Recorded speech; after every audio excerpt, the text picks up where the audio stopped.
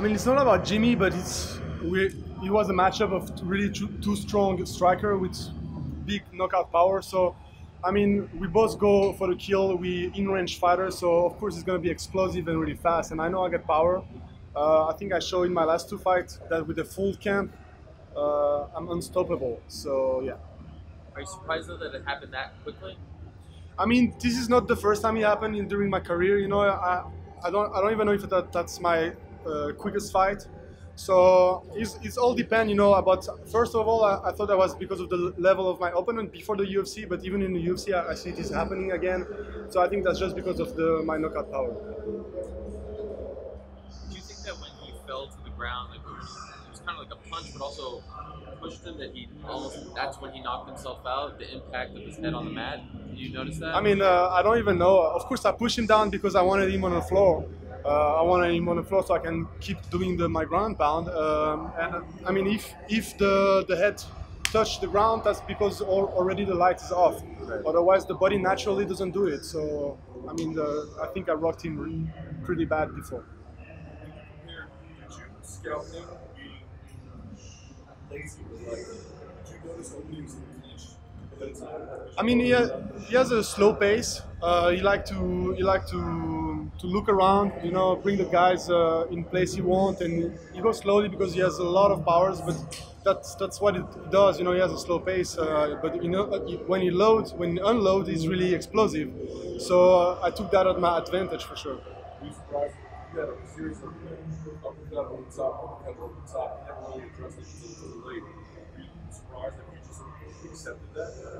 I mean, I don't even know what happened really. I didn't really check the replay, but it's fighting. You know, once you get a rock one time, you know, you gotta be reacting accordingly. And sometimes you're not able to, and you want to move that way, and you instead of going the other way, and then that's the mistake you made, and that could be your last mistake.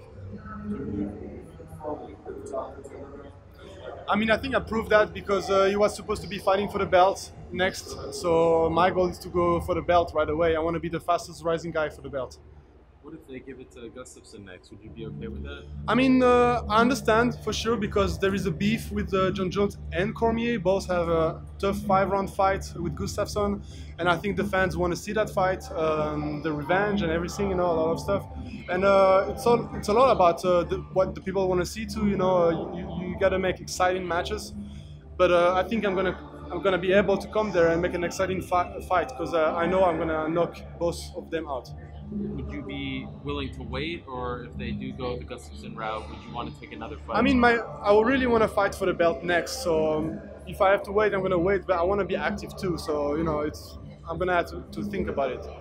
You've been very active this year. It's your third fight since February. Are you hoping to fight one more time in 2017? That was my goal, but it all depends about tonight's game. Sure. And you're very you're expressionless. You know, like are you happy now? Obviously. There you go. There's a smile. No, it's fine. Yeah. Is this kind of surreal to what's happening here? I mean, no. I mean, I thought about it. I thought about that for a long time. I mean, this is like the accomplishment of like 10 years of training. You know, I started no, actually 7 years of fighting, but I've been training more. It was just a long process, but then suddenly everything happened that fast. I think I just grabbed the right opportunities and I tried to make the best of it. So, after I knocked Misha out, I was already planning the same night the fight against the #2 contender in the world, one of the best guy, you know, a really scary guy, you know, knocking everybody out, you know.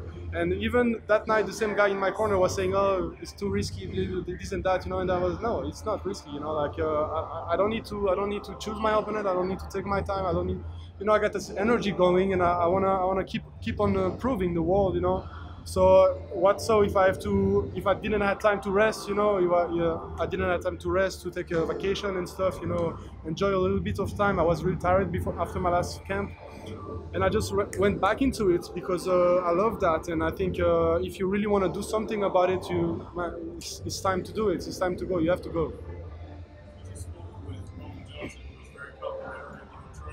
How important was his insight into his former opponent in the middle?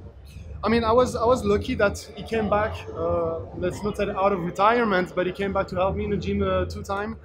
That was good because I need also some really strong sparring partners, you know. So because me and Johnson, we do always when we spar, we do all it's a war, you know, like we go hard, really hard, and I like that because it's like a fight, you know. And then I got other people around. I play differently when I spar, you know. I go more technique, more fast, you know. I get a whole bunch of people, but I know when I spar with Johnson, he's like really tough.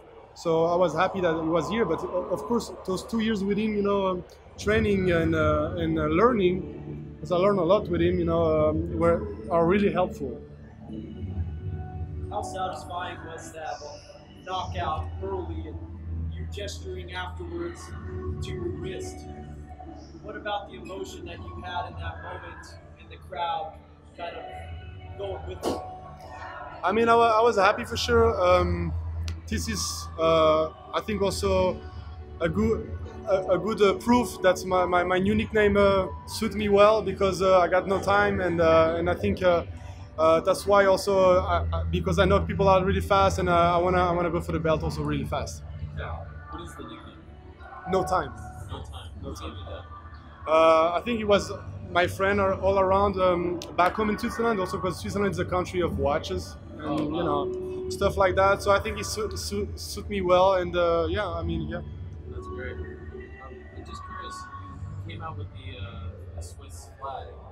I actually heard from some Turkish fans who there's not a lot of Turkish MMA fighters who were saying, why didn't you come out with both since you had Turkish as well? Yeah, because the only thing is like I'm half Swiss, half Turkish. I grew up in Switzerland, born and raised, and I got educated here, and you know I spent all my life here. I don't speak Turkish, unfortunately, and since it's the country that saw me, you know, grew up, that's why I represent that country. But I never, you know, I was really proud of my origin, you know, and my mother always say, you know, smart like a Swiss and strong like a Turkish, you know. So I think I show the world and I want to represent for both countries anyway. But when I walk out into the ring, you know, I usually take the Swiss flag. And your name means volcano in Turkish, right? Yes, yeah. Kind of like your fighting style. Exactly. You know, I'm really quiet. I really, you know, no emotion. But once you land, you know, it explodes.